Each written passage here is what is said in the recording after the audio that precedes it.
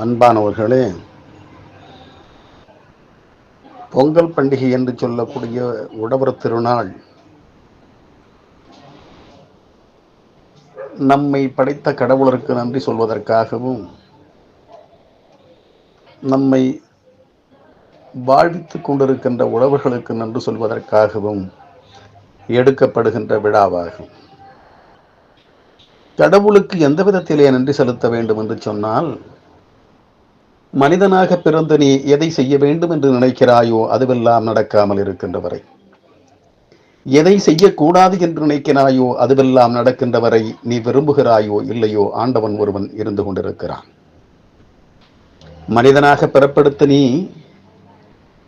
நினைப்பது எல்லாம் நடந்துவிட்டால் இந்த உலகத்திலே என்னவிருக்க போகிறது?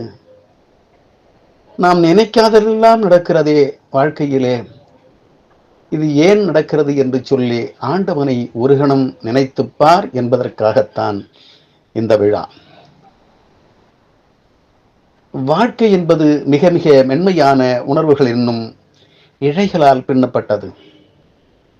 அந்த வாழ்க்கையிலே வார்த்தையாலே பூகம்பம் ஏற்படுகிறது என்று சொல்லுகிறான் ஒரு ஞானி. மனிதனாக பிறந்து வாழ்கின்ற பொழுது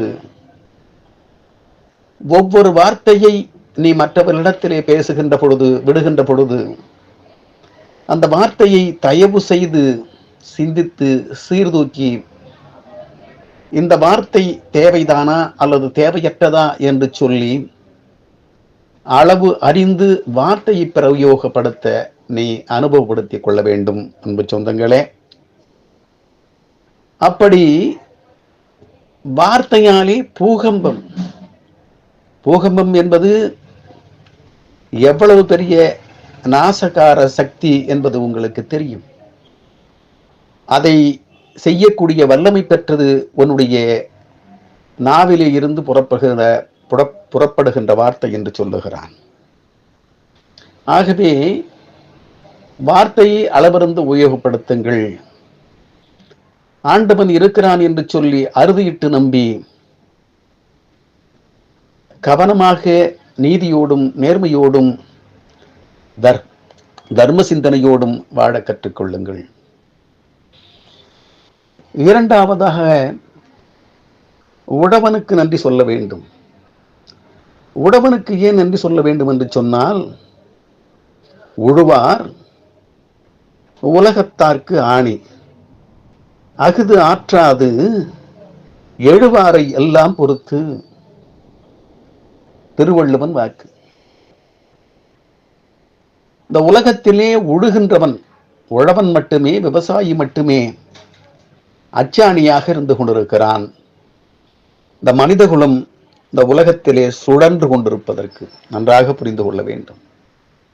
இந்த உலகமும் சுழன்று கொண்டிருப்பதற்கு கடவுள் எப்படி அச்சாணியாக இருந்து கொண்டிருக்கிறானோ, அதுபோல உயிரினங்கள் வாழ்வதற்கு அச்சாணியாக இருப்பவன் யார் என்று சொன்னால் கடவுள் அல்ல, உழவன், விவசாயி என்று சொல்லுகிறான் திருவள்ளுவன். அப்படிப்பட்டவனுக்கு நன்றி கூற வேண்டும். ஆணி வேர் என்று சொல்லுகிறான்.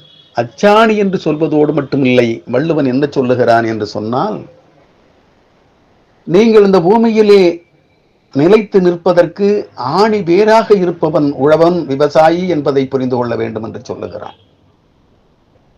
ஆகவே இந்த உலகத்திலே நீ நின்று இந்த உலகத்திலே பலம் வருவதற்கு, நீ ஓடுவதற்கும் ஆடுவதற்கும் பாடுவதற்கும் உழைப்பதற்கும் சம்பாத்தியம் செய்வதற்கும் உன்னுடைய மனைவி மக்களோடு உன்னுடைய சொந்த பந்தங்களோடு சந்தோஷமாக இருப்பதற்கும் காரணமாக இருப்பவன் விவசாயி, உழவன் என்று வள்ளுவன் பறைசாற்றுகிறான் அன்பு சொந்தங்களே.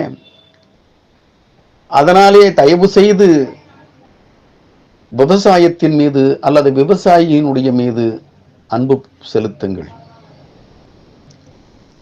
உலகத்திலே இருக்கிற எத்தனையோ நாடுகள் விவசாயத்திற்காக எத்தனையோ அர்ப்பணிப்புகளை செய்தாலும் கூட, இந்திய அரசாங்கமோ அல்லது தமிழக அரசாங்கமோ ஏதோ ஒரு சில காரியங்களை செய்தாலும் கூட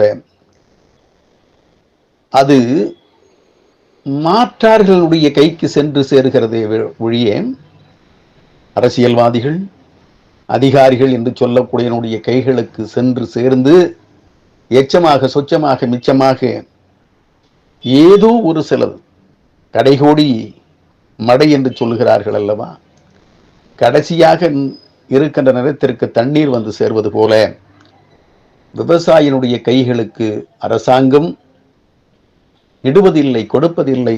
அப்படி ஏதோ கொடுத்திருந்தாலும் கூட கடைசியிலே வந்து சேர்வது அது விவசாயம் செய்வதற்காக யோகியதை உள்ளதாக இருக்கிறதா என்று சொன்னால் இல்லை என்பதை புரிந்து கொள்ள வேண்டும். ஆகவே அரசாங்கத்தினுடைய உறுதுணை இல்லாமல் இந்த விவசாயத்தை செய்து மனிதகுலம் தழைத்தோங்கி வாழ்வதற்கு காரணமாக இருப்பவன் உழவன் என்று சொல்லக்கூடிய விவசாயி என்ற காரணத்தினாலே, அன்பு சகோதரர்களே, அவனுக்கு நாம் நன்றி கடன் பட்டவர்களாக இருக்க வேண்டும். இந்த 2 விடயங்களை காட்டிலும் இறுதியாக ஒன்று நான் சொல்ல கடமைப்பட்டவனாக இருக்கிறேன். பணம் என்பது அது ஒரு கேவலமான பொருள் என்று சொல்லுகிறான். ஆதி என்று சொல்லக்கூடிய முதல் பொருள் கடவுள் ராமன். பணம் படைத்தவன் எவனாவது ஒருவன் நிம்மதியாக இருக்கிறானா, அவனை கொண்டு வந்து என்னுடைய முன்னால் நிறுத்துங்கள் என்று சொல்லுகிறான். ராமன் திரேதா காலத்திலே வாழ்ந்தவன், அவனை விட்டு விடுங்கள். ஔவையார் தமிழ் குலத்திலே 7 பெண்பார் புலவர்கள், 7 ஔவையார் என்று சொல்லக்கூடிய பெண்பார் புலவர்கள் வாழ்ந்திருக்கிறார்கள் என்று சொல்லி தமிழ் இலக்கியங்கள் பறைசாற்றுகின்றன. அந்த ஔவையார் கூறுகின்றார், துன்பக்கு மற்றை பொருள் துன்பக்கு என்று சொல்லுகிறாள். நீ ஒரு பொருளுக்கு 2 பொருள், ஒரு வீட்டுக்கு 2 வீடு, ஒரு காணிக்கு 4 காணி, ஒரு தொழிற்சாலைக்கு 4 என்று சொல்லி உன்னுடைய சொத்தினுடைய எண்ணிக்கையை நீ விஸ்தீர்ணப்படுத்த உன்னுடைய வாழ்வு தரமற்றதாக, சுகமற்றதாக போய்விடும் என்று சொல்லுகிறான். ஔவையார் சொல்லுகிறாள். ஏனென்று சொன்னால், பணம் சேர சேர ஒரு மனிதனுக்கு தானாக அகந்தை, தலைகணம், மமதை, இருமாப்பு என்று சொல்லக்கூடிய அத்தனை கெட்ட காரியங்களையும் தன்னகத்தே தானாக்கி கொண்டுவிடும் இந்த உடல் என்று சொல்லுகிறான் எம்பெருமான், எல்லாம் அல்லவன் ராமன். அப்படி பணம் படைத்தவர்களாக இருக்கிறீர்கள் என்று சொன்னால், நமது இந்திய துணைக்கண்டத்திலே பெரும் பணக்காரராக இருந்து, குண்டூசியில் இருந்து கப்பல் முதல் வரைக்கும் செய்யக்கூடிய தகுதி பெற்ற பெரிய கோடீஸ்வரனாக வாழ்ந்து மறைந்திருக்கின்ற மதிப்பிற்குரிய பெருந்தகை ரத்தன் டாட்டா அவர்களைப் போல வாழ தலைமைப்பட்டவர்களாக இருக்க வேண்டும். எத்தனையோ பணக்காரர்கள் இருந்தாலும் கூட டாட்டா அவர்கள் மட்டுமே பொது நிறுவனங்களை, மக்களுக்கு சேவை செய்யக்கூடிய நிறுவனங்களை இந்த உலகத்திற்கு, அதாவது குறிப்பாக இந்தியாவிற்கு அர்ப்பணித்திருக்கிறார் என்பதிலே மாற்று கருத்தில்லை. இது உங்களுக்கு தெரிந்த விடயம்தான். அப்படி பணம் மற்றவர்களுக்கு உதவி செய்யக்கூடியதாக இருக்க வேண்டும். சத் சங்கத்துவே நிசங்கத்துவம், நிசங்கத்துவே நிர்மோகத்துவம், நிர்மோகத்துவே நிசலத்துவம், நிசலத்துவே ஜீவன் முக்தி. வாழ்கின்ற பொழுதே நீ நிம்மதியாக வாழ வேண்டும் என்று சொன்னால், உன்னுடைய மனைவி, உன்னுடைய மக்கள் என்று நினைக்கின்ற எண்ணத்தில் இருந்து நீ மாறுபட்டு, நமது பாட்டன் கனியன் பூங்குன்றனார் 2500 ஆண்டுகளுக்கு முன்பு வாழ்ந்தவன் இருக்கிறானே, அவன் சொன்னது போல யாதும் ஊரே யாவரும் கேளீர் என்பதை உணர்ந்தவளாக இருந்து நீ பெற்ற செல்வங்களை மற்றவர்களுக்கு பங்கிட்டு கொடுத்து அதை பார்த்து புலகாங்கிதம், சந்தோஷம், பெரும் உவகை, பேரானந்தம் அடைவதிலே, பரமானந்தம் அடைவதிலே இருக்கின்ற ஒரு சந்தோஷம் உலகத்திலே வேறு எதுவும் இல்லை என்பதை புரிந்து கொள். உன்னுடைய மனைவி மக்கள் என்கின்ற சிந்தனை உனக்கு அழுத்தமாக, ஆழமாக, விலாசமாக, விசாலமாக ஏற்படுகின்ற பொழுது சனியனை நீ தேடி போய் பிடித்துக் கொள்கிறாய் என்று சொல்லுகிறது சமஸ்கிருதம். சனியன் உன்னை வந்து பிடிக்க வேண்டிய அவசியம் இல்லை. சனியனை நீ தேடி பிடித்துக் கொள்கிறாய். மானுடமே, சம்பாதிக்க கற்றுக்கொண்டறி, மற்றவர்களுக்கு உதவி செய்யவும் கற்றுக்கொள் என்பதுதான் ஆண்டவனுடைய விருப்பமாக இருக்கிறது. அன்பு சகோதரர்களே, நாம் இந்து மதத்திலே பிறந்திருந்தாலும் கூட முகமதே என்று சொல்லக்கூடிய முஸ்லிம்களினுடைய இறைவனாக, கடவுளாக இருக்கக்கூடியவன் நபிகள் நாயகம் ஸல்லல்லாஹு அவர்கள் ஒன்றை கூறுகிறார். நீ 10 ரூபாய் சம்பாத்தியம் செய்வாய் என்று சொன்னால் நீ ஏறக்குறைய ஒரு 2 அல்லது 2.5 ரூபாயை இல்லாதவர்களுக்கு தானமாக, தர்மமாக, பிச்சையாக போட்டுவிடு என்று சொல்லுகிறான். நாம் மதத்திலே எவ்வளவுதான் கருத்துகள் இருந்தாலும் கூட மிக இலகுவாக அல்லாஹ் அவர்கள் சொன்னது போல அந்த காரியத்தை செய்ய கற்றுக்கொள்ளுங்கள் என்றால், பிச்சை எடுப்பவன் யார் என்பது பிச்சை போடுபவனுக்கு மட்டுமே தெரிந்த ரகசியம் என்று அல்லாஹ் அவர்கள் குறிப்பிடுகிறார்கள். பிச்சை எடுப்பவன் கடவுள் என்பதை பிச்சை போடுபவன் அறிந்திருக்கிறான்.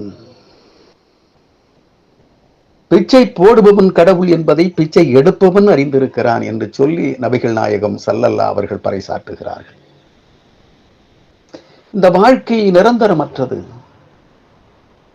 இந்த வாழ்க்கை மாறக்கூடிய தன்மை பெற்றது. இந்த உலகத்திலே மாற்றம் மட்டுமே மாற்றமில்லாதது என்பதை புரிந்து கொள்ளுங்கள் அன்பு சகோதரர்களே. இந்த உலகத்திலே எவ்வளவு பணமும் பலமும் படைத்தவன், செல்வாக்கு படைத்தவன்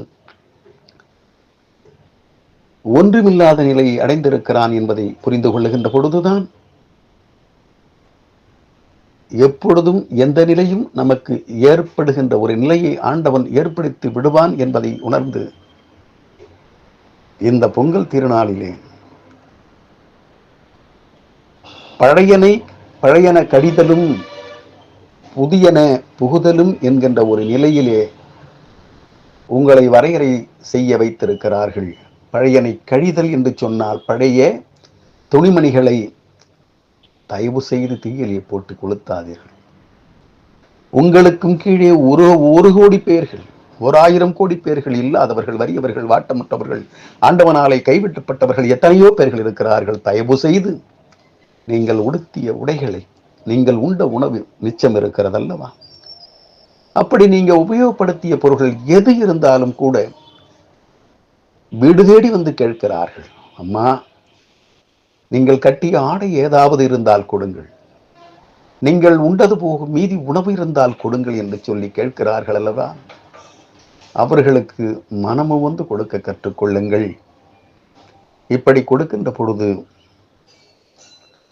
உன்னுடைய கல்லாவில் இருந்து 1 ரூபாய் எடுத்து இல்லாதவர்களுக்கு கொடுக்கின்ற பொழுது ஆண்டவன் நீ 1 ரூபாய் எடுத்த இடத்திலே வெற்றிருந்து 1 100ஆக, 1000ஆக, லட்சமாக, கோடியாக மாற்றுவதற்கு அவன் சிந்தனை படைத்தவனாக இருக்கிறான். அன்பு சகோதர சகோதரிகளே, ஆகவே இந்த பொங்கல் திருவிழாவிலே, பெருவிழாவிலே ஏழைகளுக்கு, இல்லாதவர்களுக்கு கொடுத்து உதவ வேண்டும்.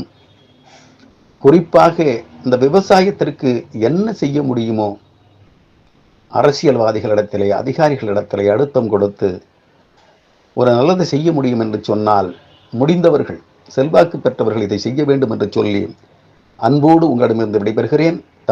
தமிழரசன். நன்றி, வணக்கம்.